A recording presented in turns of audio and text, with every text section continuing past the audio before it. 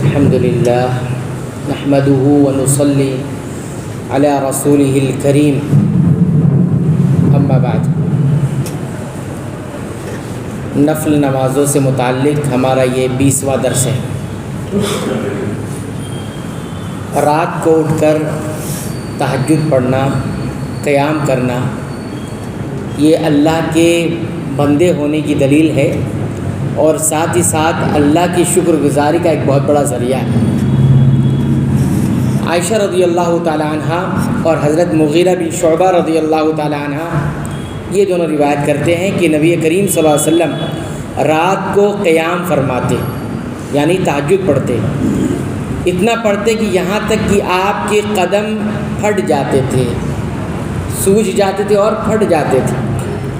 تو حضرت عائشہ رضی اللہ تعالیٰ عنہ کہتی ہے کہ میں نے عرض کیا اللہ کے رسول صلی اللہ علیہ وسلم آپ یہ سب کیوں کرتے ہیں، حالانکہ اللہ تعالیٰ نے آپ کے اگلے پچھلے سب گناہ معاف فرما دیے ہیں۔ آپ صلی اللہ علیہ وسلم نے فرمایا کیا میں اللہ کا شکر گزار بندہ نہ بنوں؟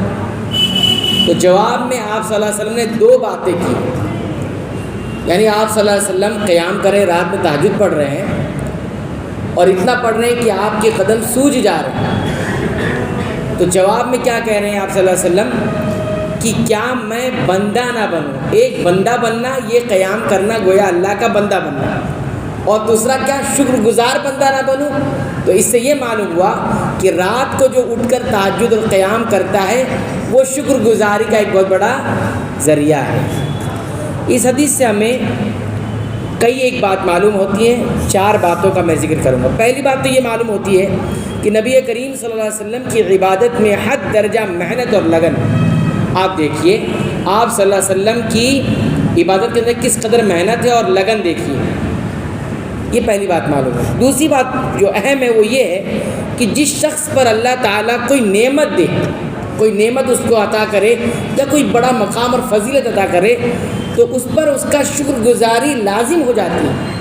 جس کو جتنی نعمت ملی ہے اسے اتنا اچھا اور شکر گزار بننا چاہیے، یہ نہیں کہ نعمت ملنے کے بعد غفلت کا شکار ہو جائے، مالداری آ گئی تو غافل ہو جائے، علم آ جائے تو غافل ہو جائے، خوبصورتی مل گئی غافل ہو جائے، تکبر میں آ جائے، یہ نہیں، بلکہ اس کو اور شکر گزار بننا ہے، اس کو شکر گزار بندہ اور بننا ہے۔ یہ یہاں پر معلوم ہوا نبی کریم صلی اللہ علیہ وسلم کو کتنا مقام ملا ہوا تھا، آپ نبی تھے، رسول تھے اور سید مرسلین تھے، کتنا کچھ مقام تھا، تو اس کی شکر گزاری میں یہ ساری عبادتیں ہوا کرتی تھیں، تو یہ بھی ضروری ہے۔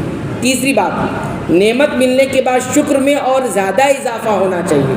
شکر گزاری انسان کو پہلے کرتا ہے جب نعمت نہیں ملی ہو، نعمت مل جائے تو وہ شکر گزاری میں اور بھی اضافہ ہو جانا چاہیے، اس میں کمی نہیں ہونا چاہیے، جیسا کہ نبی کریم صلی اللہ علیہ وسلم مزید عبادت کر کے شکر گزاری میں اضافہ کرتے تھے۔ چوتھی اور آخری بات جو معلوم ہوتی ہے وہ یہ، جو اہم ہے اس حدیث سے، وہ یہ کہ اللہ تعالیٰ کا شکر ادا کرنے کے طریقوں میں سے ایک طریقہ کیا ہے؟